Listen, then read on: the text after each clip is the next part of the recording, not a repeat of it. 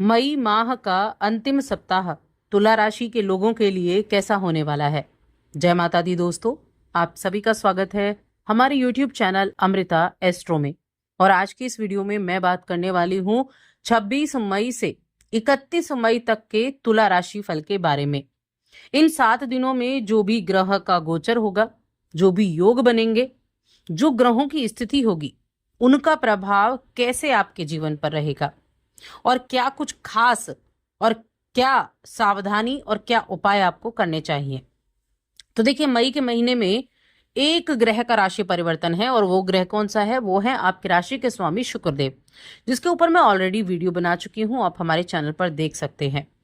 तो इस महीने के अंतिम दिन यानी कि 31 मई को शुक्र का राशि परिवर्तन मेष राशि में होने वाला है। बाकी ग्रह अगर देखा जाए तो सूर्य और बुध दोनों वृषभ राशि में बुधादित्य योग बना रहे हैं। मंगल कर्क राशि में विराजमान है, राहु कुंभ राशि में, केतु सिंह में, गुरु बृहस्पति मिथुन राशि में और शनिदेव मीन राशि में विराजमान है। एक ग्रह का राशि परिवर्तन हुआ है। इसके अलावा बाकी चीजें क्या हैं? तो देखिए, वृषभ राशि में जो सूर्य और चंद्र की युति है, सूर्य और बुध की युति है, यहाँ चंद्रमा भी रहेंगे, तो त्रिग्रह योग बनेगा। और इस सूर्य और चंद्र की युति से भी एक योग बनेगा, शशि आदित्य योग, तो ये योग भी बनेगा। बाकी योगों का प्रभाव बहुत अच्छा आपको देखने को मिलने वाला है। इस सप्ताह के मध्य में गज केसरी योग भी बनेगा और मंगल और राहु का षडाष्टक योग भी बनेगा। यानी योगों की अगर बात की जाए तो योग तो कई सारे बने हुए हैं, अच्छे भी योग हैं, बुरे भी योग हैं, इसी तरह से उनका प्रभाव भी होगा। लेकिन 27 मई का जो दिन है बहुत ही विशेष दिन है। पहली चीज तो ये ज्येष्ठ मास की अमावस्या तिथि है। इसी दिन शनि जयंती मनाई जाती है, शनि जयंती का दिन भी ये है।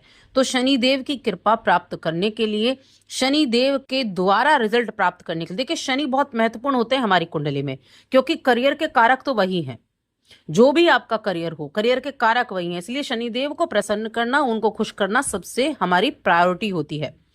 तो क्या आप उसके लिए कर सकते हैं, उसके बारे में भी जानेंगे। तो आगे बढ़ने से पहले छोटा सा निवेदन है, चैनल पर पहली बार आए हैं, अभी तक चैनल को सब्सक्राइब नहीं किया है तो सब्सक्राइब जरूर कर ले। अब मैं बात करती हूँ तुला राशि की। तो देखिए, तुला राशि के जातकों के लिए अगर देखा जाए तो आप इस सप्ताह में एक बड़ा ही अच्छे से संतुलन बना पाएंगे, एक बहुत सामंजस्य बना पाएंगे, चाहे वो आपके काम में, आपके रिलेशंस में, इन चीजों में हो, तो एक अच्छा सामंजस्य बनाने में कामयाबी हासिल कर पाएंगे। आपके संवाद की शैली अच्छी होगी और संवाद से हर एक चीज को सुलझाने का कार्य भी करेंगे। रचनात्मक ऊर्जा बहुत प्रबल रहेगी। कोई भी आपका कला से जुड़ा काम है तो वो आपके लिए बड़ा बेनिफिट देने वाला रहेगा।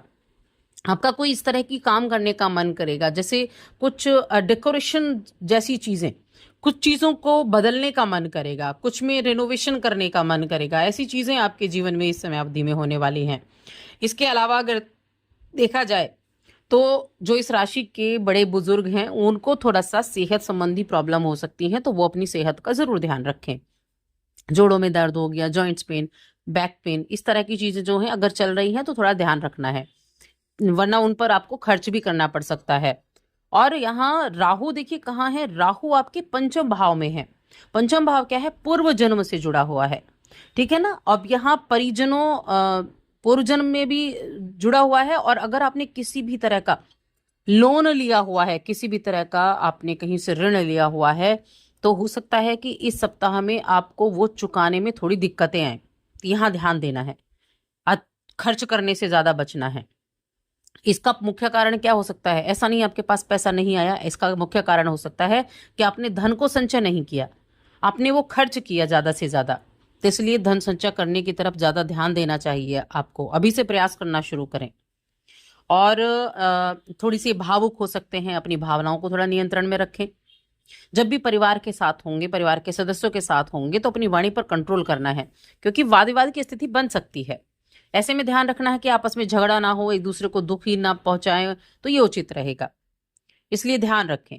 आपके कार्यस्थल की अगर मैं बात करूं तो कार्यस्थल पर कुछ ना कुछ प्रतिस्पर्धा की भावना आपके अंदर देखने को मिल सकती है। आप देखेंगे कि आप हर एक कार्य को समय से पहले पूरा करता हुआ दिखाई देंगे, एक कंपटीशन का आपके अंदर भाव होगा। और कामकाज की वजह से, ज्यादा काम करने की वजह से थकावट भी आपको हो सकती है। जहां तक स्टूडेंट्स का सवाल है तो स्टूडेंट्स के लिए ये समय मिले जुले प्रभाव देने वाला है और सप्ताह के अंत का समय ज्यादा शुभ दिखाई दे रहा है कि आपको किसी ना किसी चीज में सफलता मिल सकती है, सफलता मिलने का योग है। लेकिन पंचम भाव में, शिक्षा के भाव में राहु भी हैं तो मन को भ्रमित भी कर सकते हैं।